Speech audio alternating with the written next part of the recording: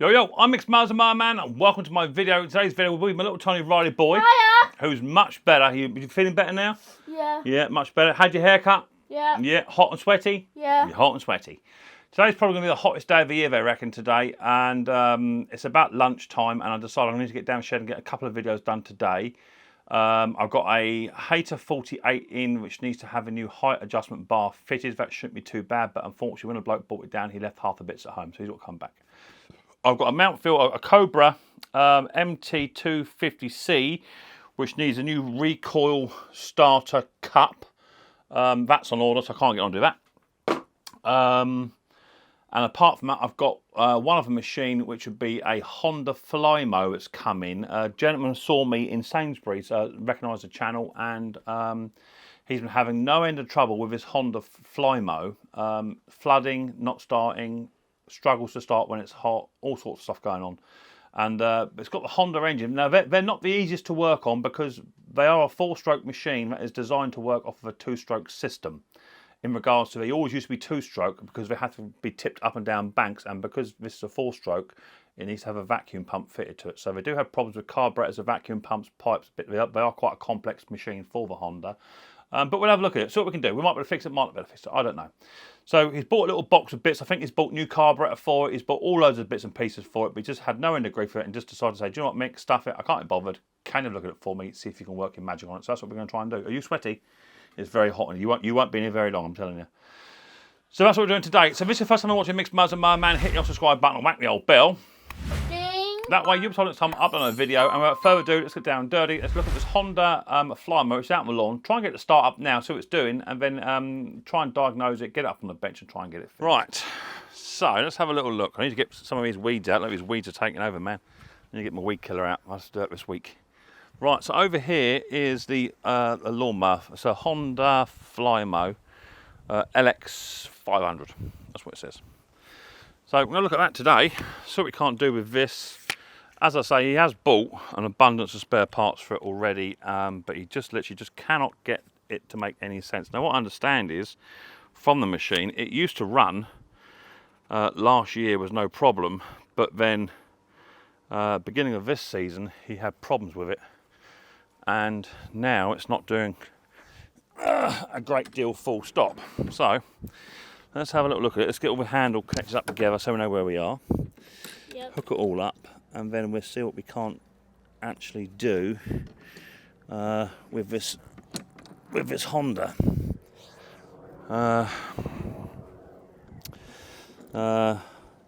Tip this product this side up for servicing, it says here. Right.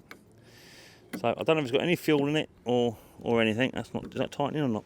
Yeah, it's tightening. Right, let's check for fuel. Now he said it was flooding, and it's absolutely full of fuel, full to the brim. So it's not flooding at the moment. Let's take the filter off. Air filter doesn't smell too bad. Not too bad. They said it's quite hard to start from when it was hot as well, which would indicate towards a spark issue possibly. He has put a brand new carb on it. Let's see what we get then. So, the fuel's been turned off, so that might be why we're not getting a fuel leak, because the fuel's been turned off. Should be as is. Right, let's have a look here. See what we get. So, let me spin it round this way. Very well. Yeah. Choke all the way forward. That's all working as it should be. Dead man's handle in.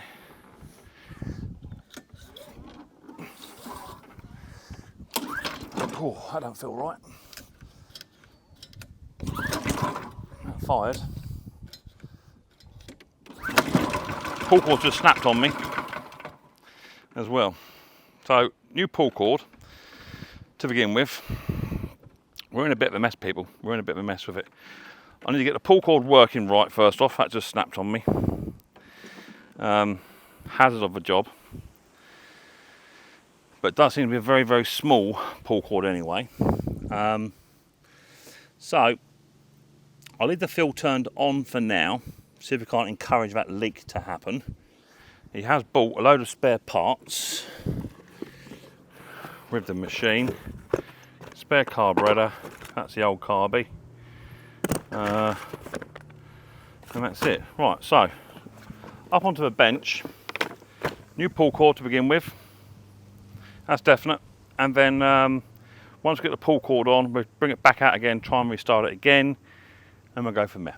That's what we're going to try and do to begin with.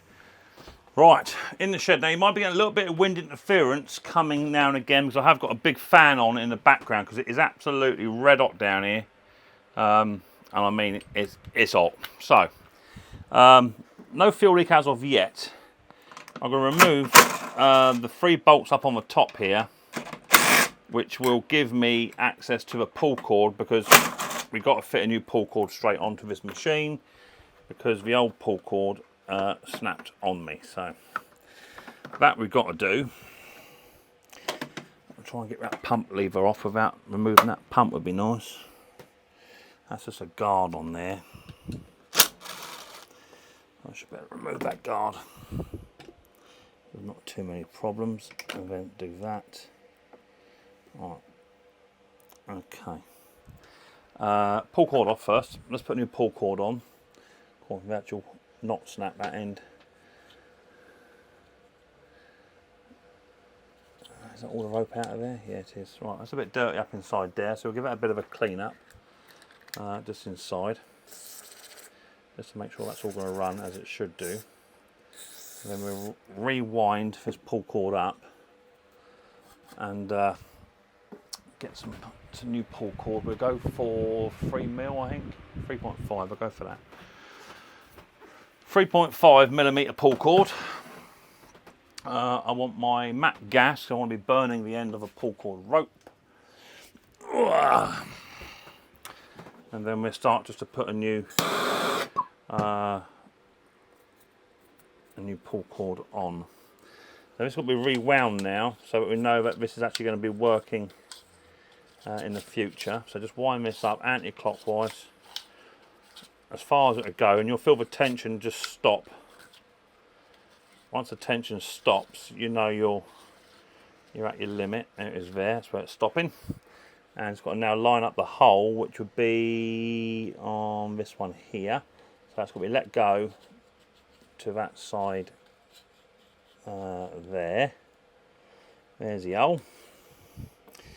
We can thread that through. The holes provided. There it is. Once that goes all the way through, you just get a screwdriver or something just to stop this from spinning. Push that in there. And then just tie a Micks Mowers knot in the back of it. Pull that tight. Pull the rope, remove the screwdriver. Let that coil up all on its own. And we'll give it plenty. Now once it's got to there, we know that roughly that's going to be the end of it, but it will take a little bit more, not a lot more. About there. Happy with that. And I want to get my Nipex pliers out, and we'll just cut that off there. Now what I do with the actual pull cord itself, I put it in the box, I think it did. Yeah, it is. Remove the old pull cord. There it is there. Now I will say, when I pulled that, that felt very, very stiff. I burn this pull cord up. Just a touch. We can then apply the new pull cord rope in, and you want it so that the pull cord will actually sit up on its own. So I'm going to tie the knot around about there, halfway down. Just tie that up and then see if that sits right. Yeah, it does. It's lovely. I'm going to put 2 knots in that because I want that knot to come out in the future. 2 big knots on top of each other. Pull that tight. I might even put a 3rd in there actually, because that knot just went the other side of it. That knot in there. That's it. Right. So cut 3 big knots in there. We'll let that slacken down. Push all that knot inside. Get my Nipex pliers one more time. Cut that off. Nice and flush, and that's the pull cord now reassembled. Both the paws are working on it. So nice new pull cord, that all looks good. And that can go back on to where it needs to go, which would be about there. There's a foot plate for it, that's the right way around. We can then now reattach the pump mechanism. Put the pull cord away. And oh, it's warm down here, guys, she's warm. Put the 3 nuts up on top.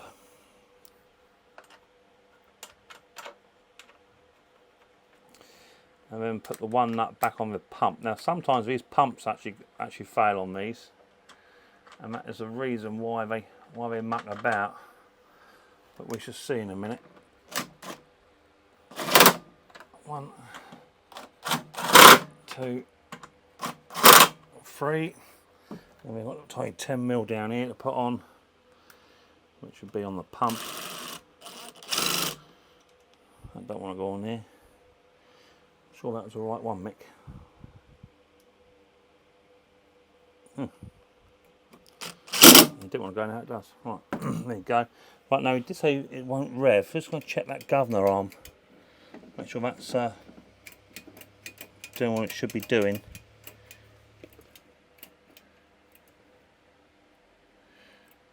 Okay. Right, so we're back to where we were, square one now. Let's try and take it outside again, try and start up again, see what it's doing. Try and get it to run, and we'll go from there. Right, now, I will say, when that started up, that has actually scuffed my lawn up.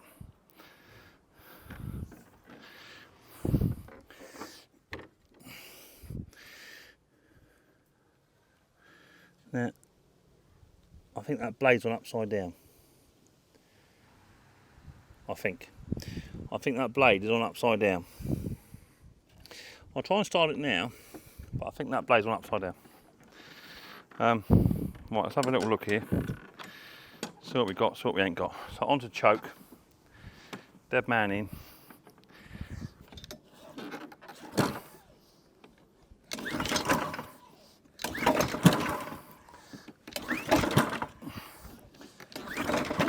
Yeah, something's not quite right there.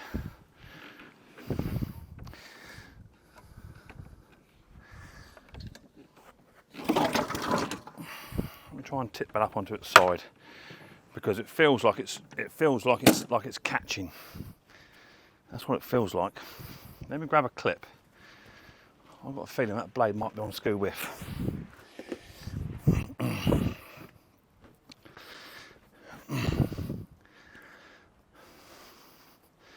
Seems to be quite a bit of resistance there for me. Let me just tip it up like that.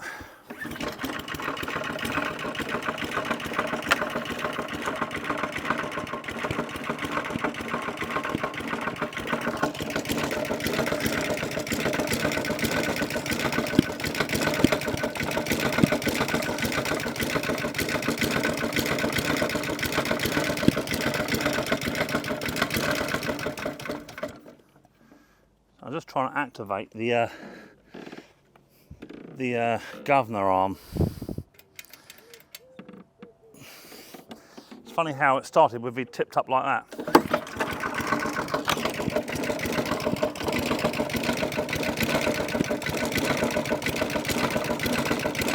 I can't get it to rev.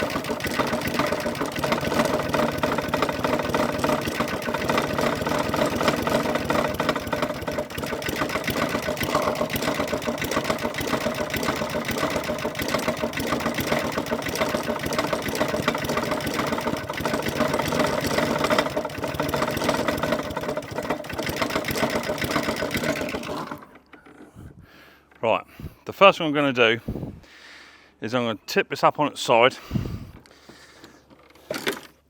and I'm going to turn that blade up the other way. It's the first thing I'm going to do, because I'm under the opinion that blade's on upside down. I think it might be catching. Now also, I don't know about you, but it don't sound like a very happy puppy. So I have a feeling if a blade is on upside down, it's quite hard to tell on these, because of the way the blades are made on these. is that it could have a bit of a timing issue as well. Now, if a blade was upside down and it's been scratching the ground up, and these shouldn't do that, they should hover. But there's quite an indent on my lawn. So I'm just a bit concerned that that blade is on upside down.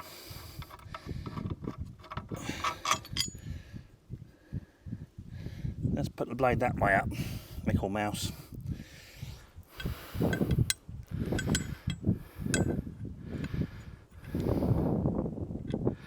Couple of Flymo spacers, which they're famous for. Push that back into there, and we'll try that to see what that does. It just seems to be very, very low.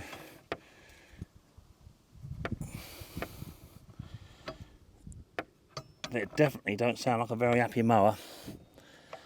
Now these hover mowers don't cut grass that low.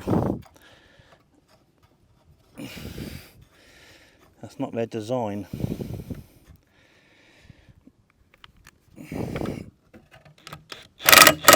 Let's just try that. Which way does that pull, Mick?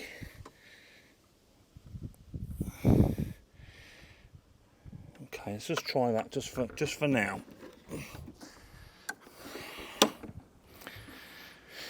Whew. Let's see what that does.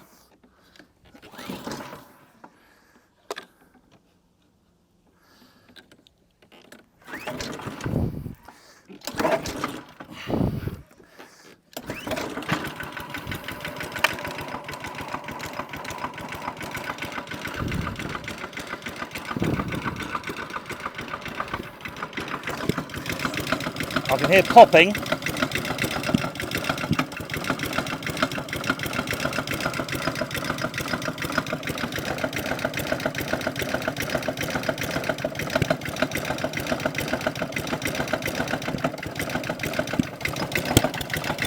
Backfiring.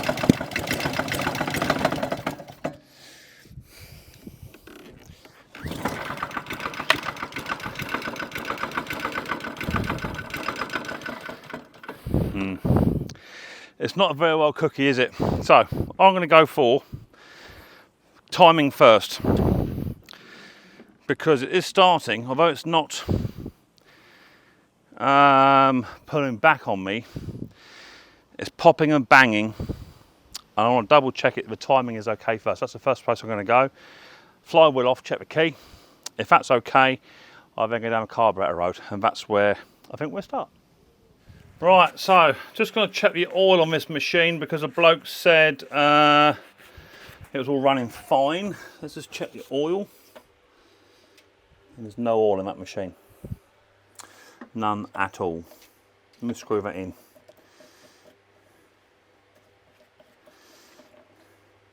It's about halfway up. Looks a little bit grey to me. So I'm going to put some oil in first off anyway, just to give it a bit of a happy birthday, because it's definitely got no oil in there. It's never a good sign when a customer brings a machine in. And he's tried to have it run, he's been working on it, all that sort of good stuff. And there's actually no oil in the machine. So let's put a drop in, just to try and bring it up a bit, up to a level where the machine will be a bit happier to run. And then we'll see what that oil reading gives.